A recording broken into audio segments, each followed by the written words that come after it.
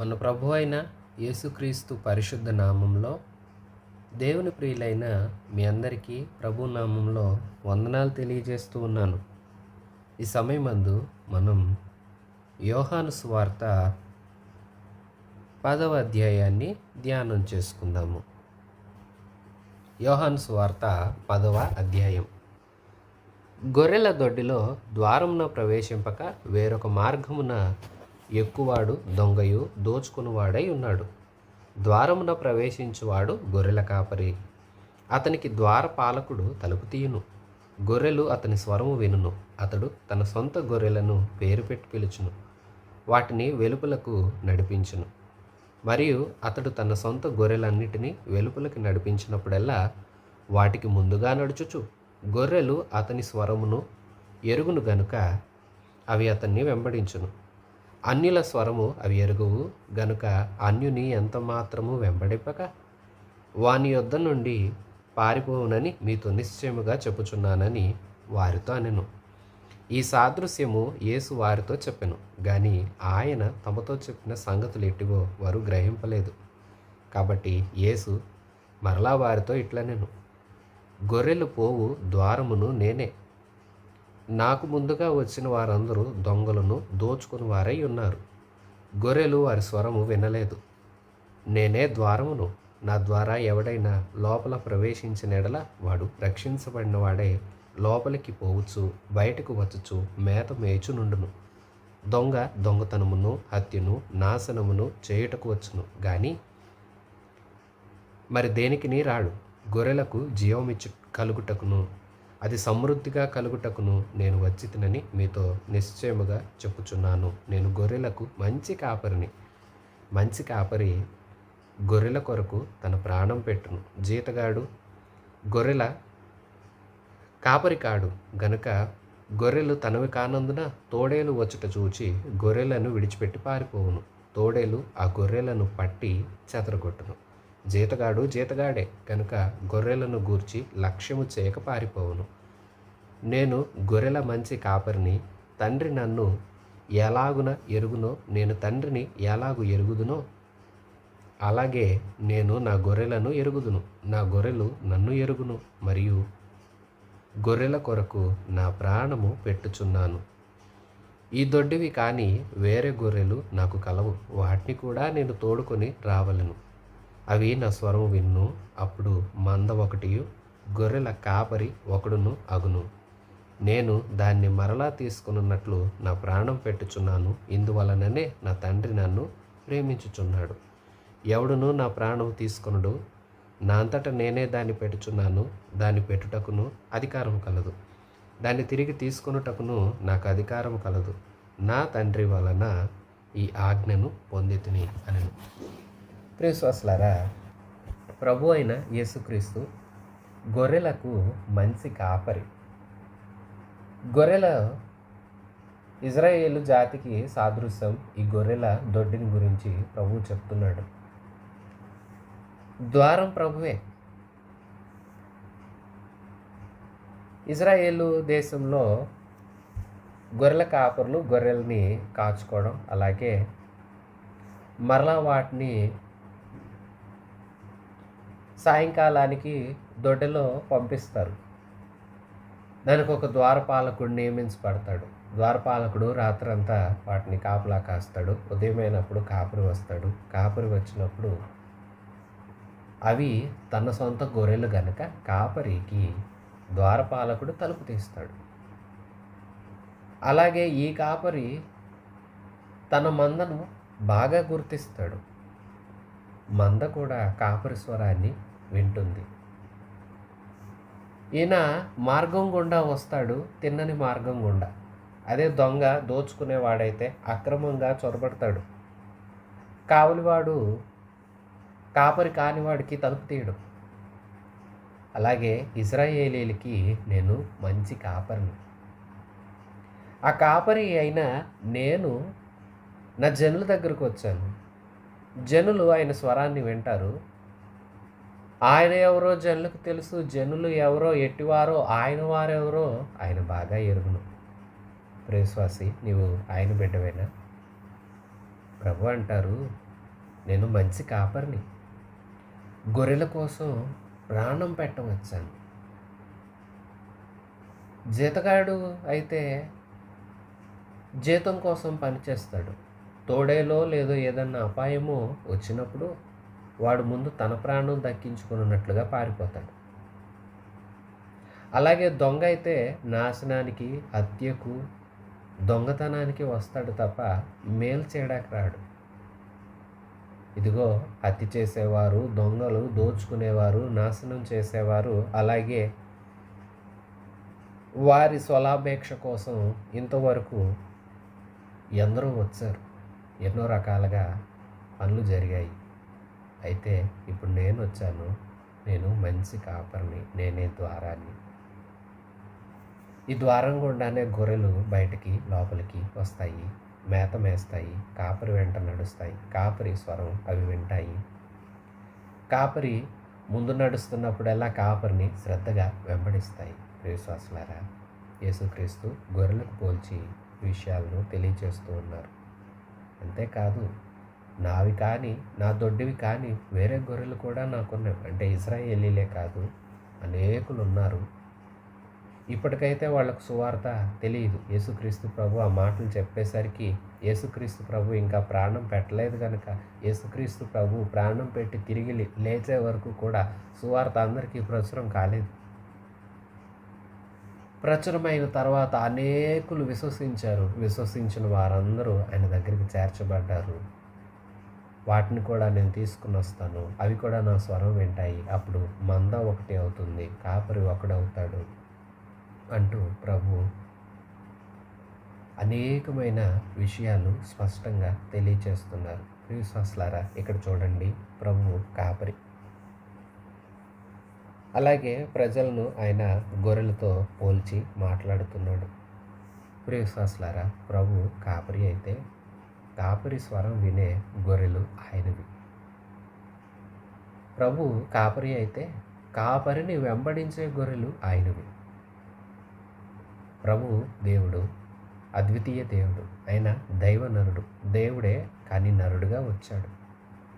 మనుషుల కోసం గొప్ప సేవ పరిచర్య ఆయన భూమి మీద జరిగించాడు. ఎందరో జీవితాలు వెలిగించబడ్డాయి.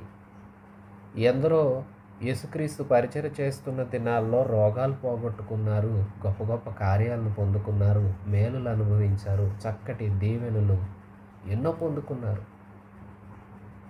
అలాగే ఆధ్యాత్మికమైన విషయాలు, అనేకమైన గొప్ప సంగతులను గురించి యేసు అద్భుతమైన బోధను అందించారు. ఆ బోధలు కూడా అనేకులు విన్నారు. విని యేసుక్రీస్తుని దైవకుమారుడిగా చూసిన నేత్రాలు, హృదయమందు గ్రహించిన వారు కొందరైతే, అలాగూ కాకుండా ఏదో ఆయన మేలు చేసే దేవుడు అన్నట్లుగా గ్రహించిన వారు అటు హృదయాలు కొన్ని ఉన్నాయి, అనేకములు ఉన్నాయి. అయితే ప్రియ విశ్వాసి, ఆ తర్వాత యేసుక్రీస్తు ప్రభు శిలువ మరణాన్ని పొందుకున్నారు. ఆయన చెప్తున్నారు, నేను గొర్రెల కోసం ప్రాణం పెట్టడానికి వచ్చాను. గొర్రెల ప్రాణాలు పోతుంటే చూసేవారు చూసి తమ ప్రాణాలు దక్కించుకునే జీతగాడు వంటి వాడిని కాను, నేను కావలి వాని వంటి వాడిని కాను, లేదంటే దొంగ లాంటి వాడిని కాను. నిజముగా తిన్నని మార్గం గుండా వచ్చిన నిజమైన మంచి కాపరిని. కాపరి తన ప్రాణాలకు తెగించి గొర్రెను కాపాడుతాడు. జీతగాడైతే తన ప్రాణాల కోసం గొర్రెల ప్రాణాలను ప్రమాదాలకు అప్పచెప్తాడు. ఇదిగో, మనుషులందరూ అలాగే పాపం చేసి దేవుడిచ్చే ఉన్నతమైన మహిమను పోగొట్టుకుంటే, పాపం చేసే ఈ మనుషులతో నాకెందుకు అనుకొనకుండా వీరిని కాదని వేరొకరిని నేను తయారు చేసుకుంటాను. ఆయన సృష్టికర్త, ఆయనకు అసాధ్యమైనదేముంది? అలాగనుకోలేదు ప్రభు. మరి ఏమనుకున్నారు అంటే, ఈ గొర్రెలు తెలియక కాని మార్గంలో నడుస్తున్నాయి, చేరని మార్గంలో వెళుతున్నాయి, దొంగ వచ్చి దోచుకుని పోతున్నాడు, జీతగాళ్ళుగా ఉండేవారు గొర్రెలను అపాయాలలో పడేస్తూ ఉన్నారు. కానీ గొర్రెలను కాపాడేవారేరి? కాపాడేవాడను నేనే. నేను మంచి కాపరిని. నా వెనకాల వెంబడించాలి, నా స్వరాన్ని గుర్తించాలి. ఎవరైతే అలా గుర్తిస్తారో, ఏవైతే నన్ను వెంబడిస్తాయో, గొర్రెలు సురక్షితంగా ఉంటాయి, నా వెనకాల నడుస్తాయి, నా స్వరం వింటాయి. ఇప్పుడు ప్రభు ఇటు లోకంలో పాప స్వభావంతో బ్రతుకుచున్న మనందరి కోసం తన ప్రాణాన్ని పెట్టడానికి వచ్చారు. ఆయన ప్రాణం గురించి ఆయన తెలియజేస్తున్నారు. అవసరమైతే ఈ పాపం పోగొట్టడానికి నా ప్రాణం పెట్టే కాపరిని తప్ప వాటి ప్రాణం తీసే కాపరిని కాదు నేను అంటున్నాడు ప్రభు. విశ్వాసి, నిజమే కదా. పొందవలసిన శిక్ష మనం కదా, శిక్షకు అర్హులము మనం కదా, శిక్ష మన మీదకు కదా రావాల్సింది. అటు శిక్ష మన మీదకు రాకుండా మన మీదకు రావాల్సిన శిక్షనంతా మన ప్రభువు మన కోసం భరించి మనందరి పాపాల కోసం సిలువలో ప్రాణం పెట్టాడు. ఇదిగో నేను తండ్రి వలన ఆజ్ఞను పొందుకున్నాను, నేను గొర్రెల కోసం నా ప్రాణం పెట్టవచ్చాను, నా అంతటి నేనే నా ప్రాణం పెడితే ఎవరు తీయలేరు, నా అంతటి నేనే మరలా దాన్ని తిరిగి తీసుకునే అధికారం కూడా నాకుంది. ఇది తండ్రి వలన నేను పొందుకున్నాను, నేను ప్రాణం పెడతాను, అలాగే తిరిగి లేస్తానంటూ ప్రభు సూచనగా తెలియచేస్తున్నారు.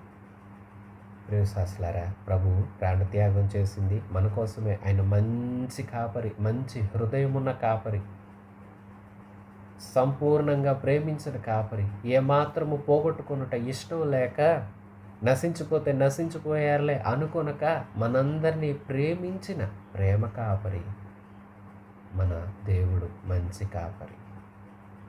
ప్రియశ్వాసి, మరి ప్రాణం పెట్టి పాపాన్ని పోగొట్టి నిత్య జీవం ప్రసాదించాలని ఆయన వచ్చి సిలువలో మరణించి పునరుత్థానుడై తిరిగి లేచి తండ్రి యొద్దకు చేరి నేడో రేపో మన కొరకే మరలా రాబోతున్న ఈ ప్రభువు నీ కాపరి, మంచి కాపరి, గొప్ప కాపరి, ప్రధాన కాపరి అని గుర్తించి ఆయన స్వరాన్ని వింటున్నావా? ఆయన మాట వింటున్నావా? ఆయన బిడ్డవైతే ఆయన మాట వినాలి. నువ్వెవరి మాట వింటున్నావు? లోకంలో ఏ మాటలు వింటున్నావు? వ్యర్థమైన మాటలు వింటూ కల్పనా కథల వైపు ఆకర్షించబడుతూ దురదజవులు గలవారే వ్యర్థమైన వాటి యందు, వ్యర్థమైన బోధల యందు లక్ష్యం ఉంచే జనులు అంత్య దినాల్లో ఉంటారని లేఖనాలు తెలియజేస్తున్నట్లుగా వేటి కోసం వింటున్నావు? నీ చెవులు ఏవి వినటానికి ఇష్టపడుతున్నాయి? వినకోని మాటలు, సోది కబుర్లు, ముసలమ్మ ముచ్చట్లు, ఇట్లాంటివి వినటానికి నువ్వు సిద్ధమవుతున్నావా? కాపరి స్వరాన్ని వింటున్నావా? ఆయన కాపరి, మంచి కాపరి, ప్రేమించే కాపరి, ప్రాణం పెట్టే కాపరి, ప్రాణం పెట్టిన కాపరి. ఆనాటి ప్రజలకు పెడతాను అని చెప్తున్నాడు. నేడు ఆయన మన కోసం ప్రాణం పెట్టిన కాపరి, ప్రాణం పెట్టి తిరిగి లేచిన కాపరి, ఆయన్ను వెంబడిస్తే పరలోకం తీసుకువెళ్ళే కాపరి, ఆయన్ను వెంబడిస్తే లోకంలో నుండి వేరు చేసి పరిశుద్ధపరిచి తన రాజ్యాన్ని ప్రసాదించే కాపరి.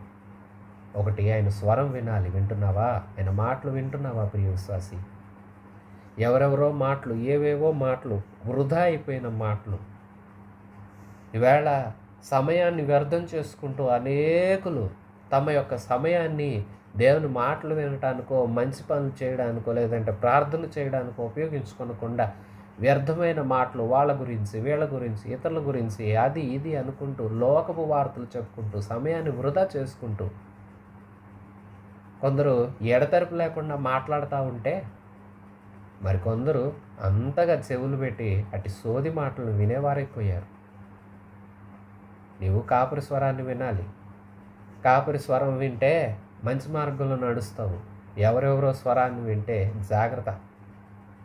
ఆదాము, హవ్వ ఏదెనులో దేవుడు ఒక వనం వేసి తూర్పున అందులో వారిని ఉంచి, ఈ తోటను సేద్యపరచుకోండి, దీనిలో ఆహారానికి తినదగ్గ ఉన్నవి, కంటికి రమ్యమైనవి ఉన్నవి, ఆహారానికి ఏవి యోగ్యమైనవో వాటినంతా మీరు తిని సంతోషించండి అట్లంతా చెప్పి వారిని ఆశీర్వదించి, అయితే ఒక మాట, నా స్వరం విను, నా మాట విను.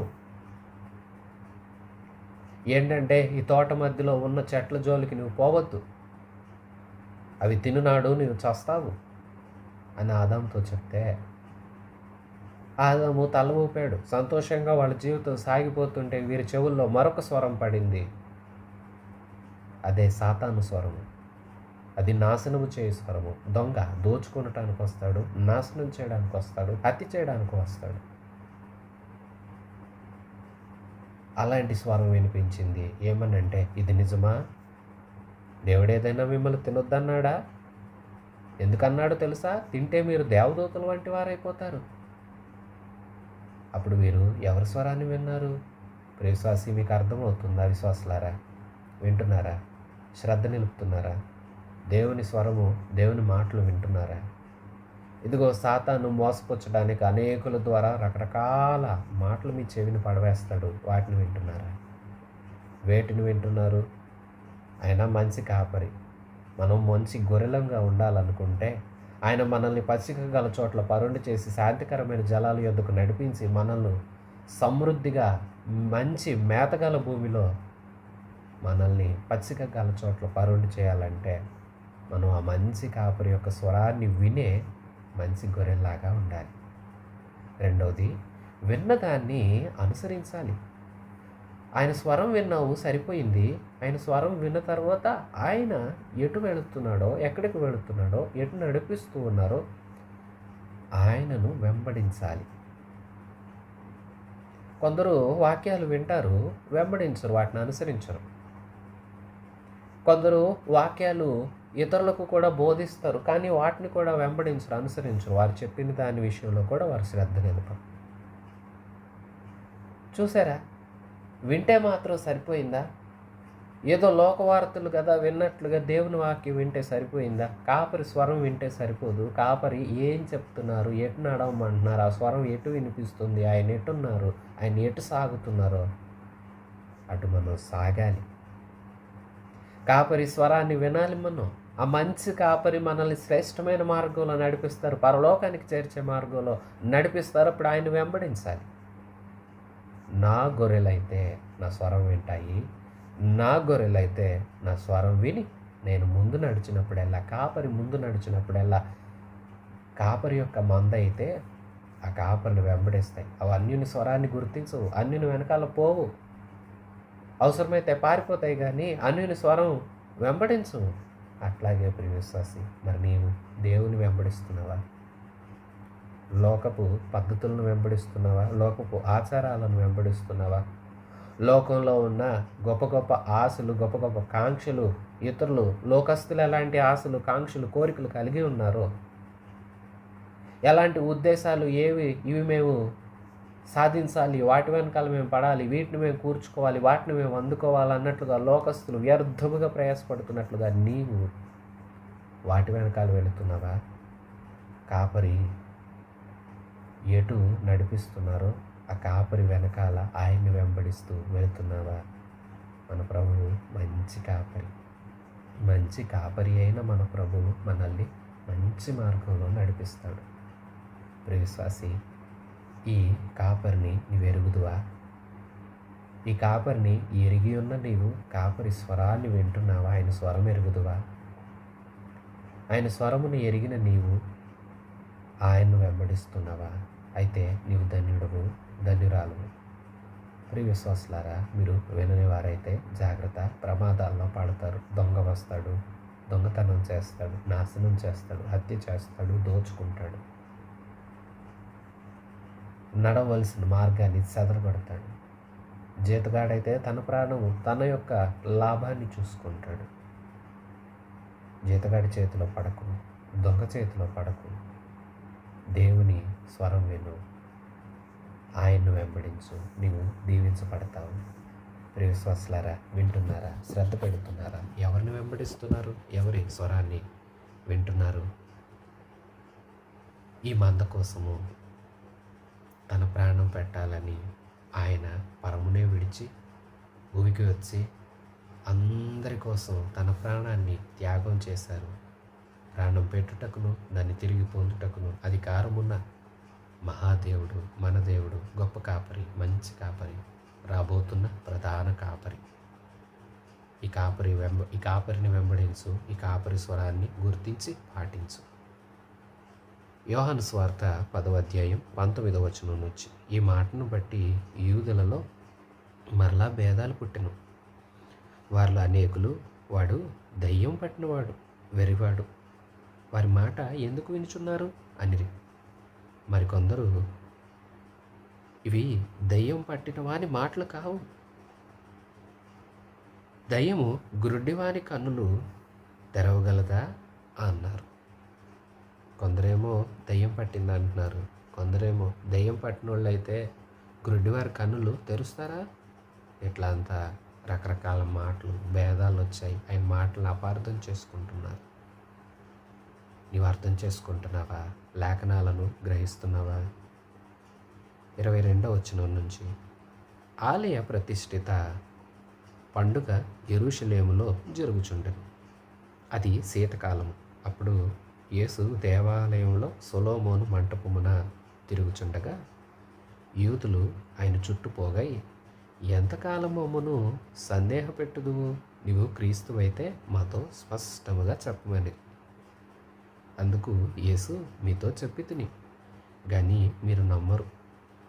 నేను నా తండ్రి నామమందు చేయుచున్న క్రియలు నన్ను గురించి సాక్ష్యమిచ్చుచున్నవి. అయితే మీరు నా గొర్రెలలో చేరిన వారు కారు గనుక మీరు నమ్మరు. నా గొర్రెలు నా స్వరం వినును, నేను వాటిని ఎరుగుదును, అవి నన్ను వెంబడించును. నేను వాటికి నిత్య జీవం ఇచ్చుచున్నాను గనుక అవి ఎప్పటికీ నశింపవు. ఎవడును వాటిని నా చేతిలో నుండి అపహరించడు. వాటిని నాకిచ్చిన నా తండ్రి అందరికంటే గొప్పవాడు గనుక నా తండ్రి చేతిలో నుండి ఎవడును వాటిని అపహరించలేడు. నేనును తండ్రియు ఏకమై ఉన్నామని వారితో చెప్పెను. యూదులు ఆయనను కొట్టవలెనని మరలా రాళ్ళు చేత పట్టుకొనగా యేసు, తండ్రి యొద్ద నుండి అనేకమైన మంచి క్రియలను మీకు చూపితిని, వాటిలో ఏ క్రియ నిమిత్తము నన్ను రాళ్లతో కొట్టుదురని వారిని అడిగాను.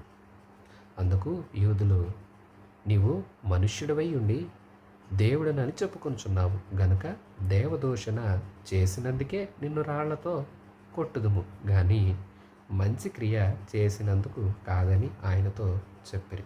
అందుకు యేసు, మీరు దైవములని నేనంటినని మీ ధర్మశాస్త్రంలో వ్రాయబడి ఉండలేదా? లేఖనము నిరర్థకం కానేరదు కదా. దేవుని వాక్యం ఎవరికి వచ్చెనో వారే దైవములని చెప్పిన యెడల నేను దేవుని కుమారుడనని చెప్పినందుకు తండ్రి ప్రతిష్ఠ చేసి ఈ లోకమునకు పంపిన వానితో నీవు దేవదూషణ చేయుచున్నావని చెప్పుదురా? నేను నా తండ్రి క్రియలు చేసిన యెడల నన్ను నమ్మకుడి. నేను నా తండ్రి క్రియలు చేయని యెడల నన్ను నమ్మకుడి. చేసిన యెడల నన్ను నమ్మకున్నను తండ్రి నా యందు నేను తండ్రి యందు ఉన్నామని మీరు గ్రహించి తెలుసుకున్నట్లు ఆ క్రియలను నమ్ముడని వారితో చెప్పింది. దేవాలయ ప్రతిష్ఠిత పండుగ జరుగుతున్న సందర్భంలో యూదులు ప్రభు దగ్గరకు వచ్చారు. ఆయన చుట్టూ పోగయ్యారు. అయ్యా, ఏంటి ఇంకెంతకాలం మమ్మల్ని సందేహాలతో ఉంచుతావు? నీవే క్రీస్తువా? ఇన్ని కార్యాలు చేస్తున్నావు కదా, నీవు క్రీస్తువు అయితే అదైనా మాకు స్పష్టంగా చెప్పొచ్చు కదా ప్రభు. అట్లంతా అంటున్నారు.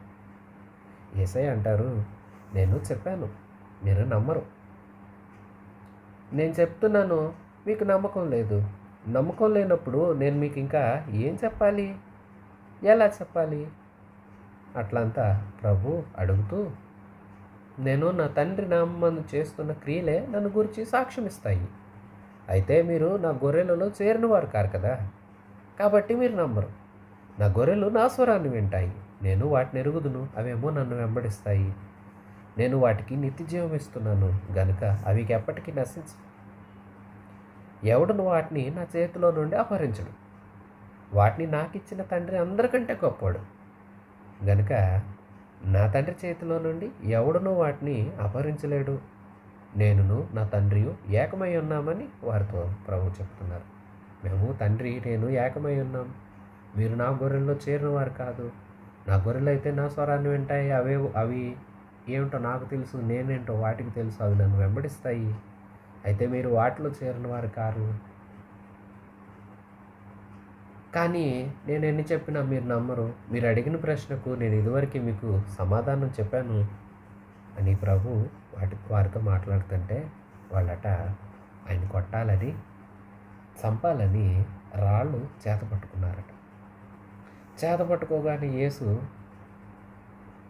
తండ్రి యొద్ద నుండి అనేకమైన మంచి క్రియలను మీకు చూపాను కదా, వాటిలో ఏ క్రియ నిమిత్తం నన్ను రాళ్లతో కొట్టాలని మీరు అనుకుంటున్నారు అని వారిని అడిగారు. అప్పుడు వారు అంటారు, అయ్యా, నీవు మనుషుడు అయ్యుండి కూడా ఏంటి మాటలు?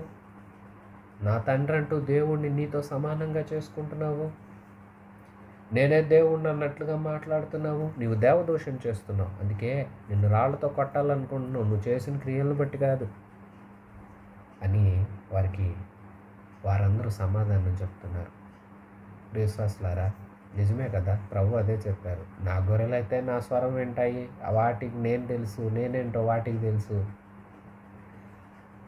అన్నట్లుగా వీళ్ళు దేవుని ప్రజలు కాదు కదా, దేవుణ్ణి నమ్మలేదు కదా, నమ్మని హేతు చేతే కదా వారు అంటారు నీవు దేవునితో సమానంగా చేసుకుంటున్నావు అని. ఈయనే దేవుడు కదా, ఆ విషయం గుర్తించట్లేదు వీరు.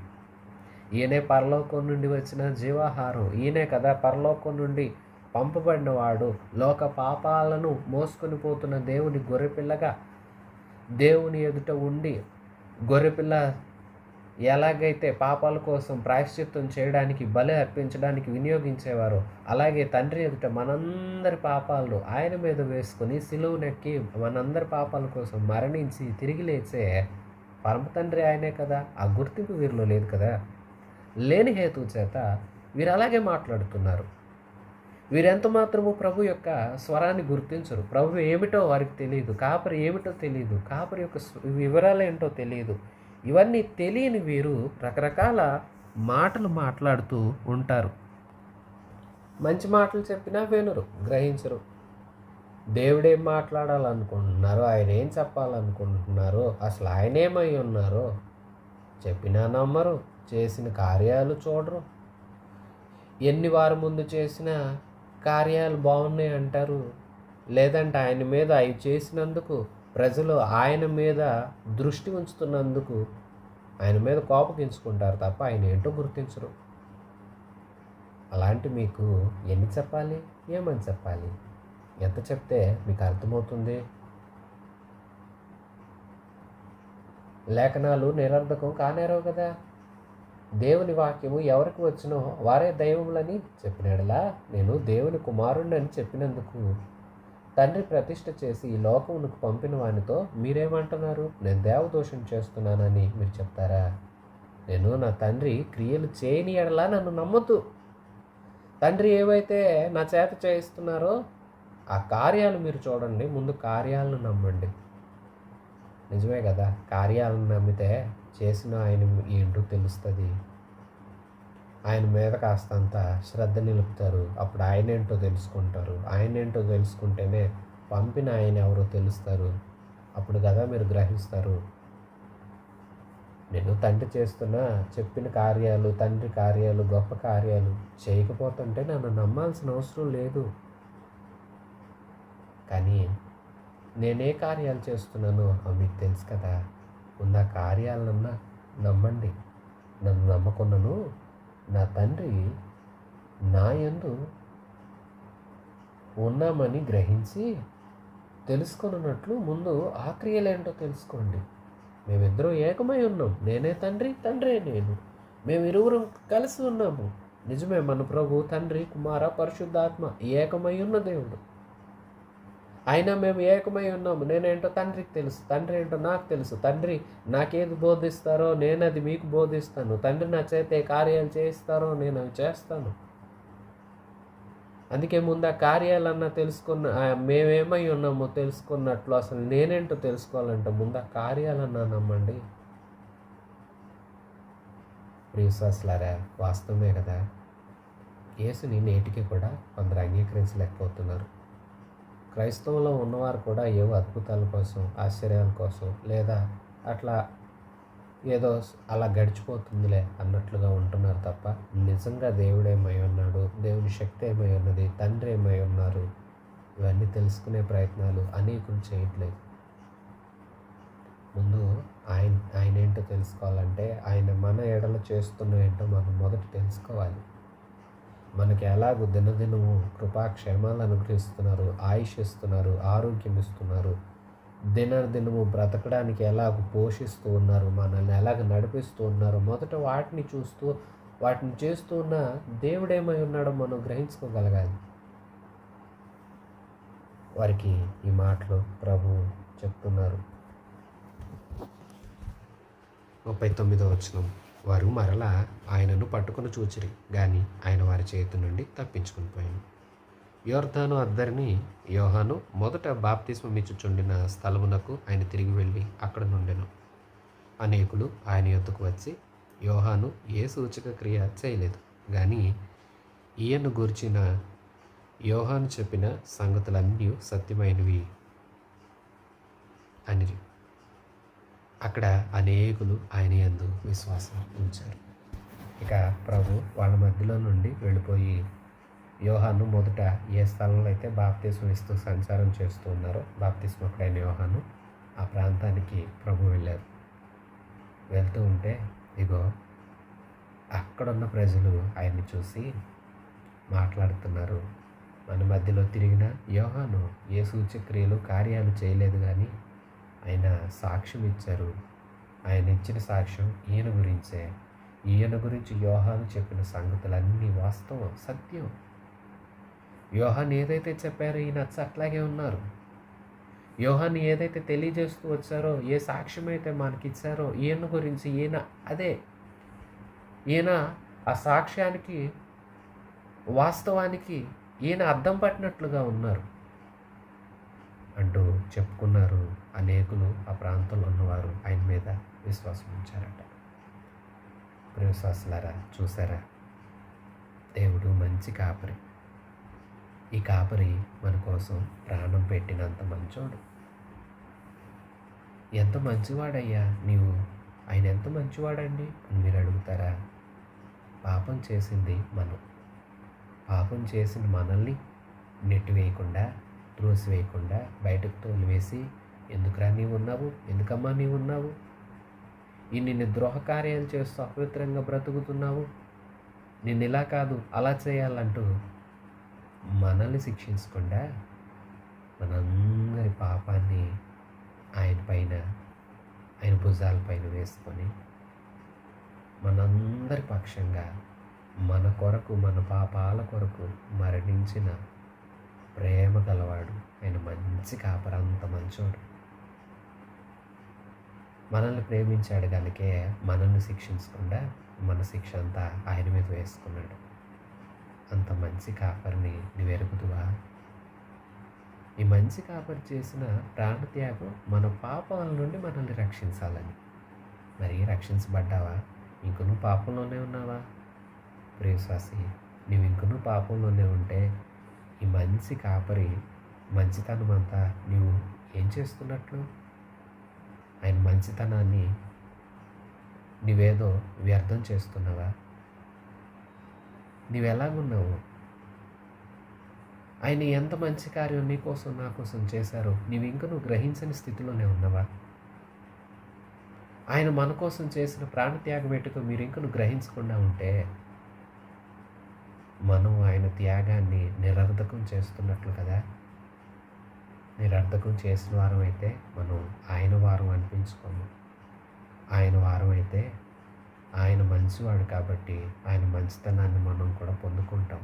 ఆయన మన కాపరి కనుక ఆయన స్వరాన్ని వింటాం. ఆయన మన దేవుడు కనుక ఆయన్ని వెంబడిస్తాము. ఆయన మంచి దేవుడు, ఆయన గొప్ప కాపరి, ఆయన ప్రధాన కాపరిగా రాబోతూ ఉన్నాడు. ఆనాడు ఆయన వారెవరో, ఆయన స్వరం విన్నవారెవరో, ఆయనను వెంబడించిన వారెవరో వారిని ఆయన స్వీకరిస్తాడు. ఆయన వారు కాని వారిని, ఆయన స్వరం వినని వారిని, ఆయనను వెంబడింపని వారిని అందరినీ నిత్య నరకానికి అప్పచెప్తాడు ప్రభు. విశ్వాసి, మనందరి కోసం, మన పాపాల కోసం ఆయన ప్రాణ త్యాగం చేస్తే, మనం ఇక్కడ పాపంలోనే ఉంటే ఆయన మనల్ని నరకంలోనే వేస్తాడు కదా. ఎందుకంటే నీ కోసం నేను ప్రాణం పెట్టాను. నా ప్రాణ త్యాగాన్ని నువ్వు గుర్తించకుండా పాపంలో ఉన్నావు కాబట్టి, నీ శిక్ష అంతా నేను మోస్తే నువ్వు శిక్షే కావాలనుకున్నావు కాబట్టి నీకు కావాల్సిన శిక్షలోకి నీవే వెళ్ళు అన్నడా. అలా అనకుండా ఉండాలంటే మనం ఆయన స్వరాన్ని విందామా? ఆయనను పోలి జీవిద్దామా? ఆయనను వెంబడిద్దామా? అలా వెంబడిస్తే మనం దీవించబడతాం. యూతులు అడుగుతున్నారు, నువ్వు క్రీస్తు అయితే మాతో చెప్పవా? నేను ఎన్నోసార్లు చెప్పా, మీరే గ్రహించట్లా. మీకు అంత గ్రహింపు లేకుండా పోతుంది. నేనేం చేయను? నేను తండ్రి ఏకమై ఉన్నాము. తండ్రి నాకు కృపనిచ్చారు. ఆ కృపను బట్టి నేను కార్యాలు చేస్తున్నా. మీరు నన్ను గుర్తించకపోతే కనీసం ఆ కార్యాలన్నా చూసి తెలుసుకోవాలి కదా.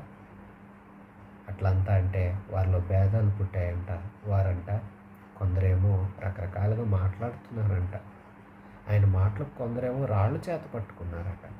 చూసారా ప్రియశాస్త్రారా? ఆయన మాటలను అపార్థం చేసుకున్న వారు సణుగుతున్నారు, రాళ్ళు చేత పట్టుకున్నారు. ఆయన మాటలు అర్థం చేసుకున్న వారే రక్షింపబడతారు. నేను నా గొర్రెలకు నిత్య జీవం ఇస్తాను. ఎందుకంటే నా గొర్రెలేవో నాకు తెలుసు, అవి నా స్వరం వింటాయి. నేను వాటిని ఎరుగుదును, అవి నన్ను వెంబడించును. వాటికి నేను నిత్య జీవం ఇస్తాను. ఇక ఎప్పటికీ అవి నశించవు అంటున్నాడు. ఆయన చేతిలోకి వస్తే, ఆయన స్వరం వింటే, ఆయన వెంబడిస్తే నువ్వు ఎప్పటికీ నశించవు. పరలోకంలో, ఆ ఆనంద లోకంలో ప్రభుతో కూడా యుగయుగాలు ఆనందిస్తాను. ఇంక నువ్వు ఆయన చేతిలోనికి రాకుండా, నీ పాపాలను విడిచిపెట్టుకోకుండా, మంచి కాపరిని నువ్వు ఇంకను గుర్తించి చేరకుండా ఉంటే నువ్వు నశించడానికి సిద్ధమవుతున్నావు. ఇక ఇప్పటికైనా ఆ నాశనం నుండి నువ్వు తప్పించుకోవాలంటే ప్రభువుని చేరు ప్రతి వారిని ఆయన చేరదీస్తాడు. చేరదీసిన ప్రతి వారికి ఆయన కృప చూపుతాడు. ప్రభు అలాంటి కృప మనందరికి అనుగ్రహించి ఈ మాటలు ప్రతి వారి హృదయాలు స్థిరపరిచి మహిమ కలిగిన ఆయన రాకడకు మనందరినీ సిద్ధపరచునుగాక. ఆమెన్. మన రక్షణకర్త అయిన యేసయ్య కృప, సృష్టికర్త అయిన తండ్రి ప్రేమ, ఆదరణకర్త అయిన పరిశుద్ధాత్మ సహాయం మనందరికీ సదాకాలం తోడేండి నడిపించునుగాక. ఆమెన్. God bless you.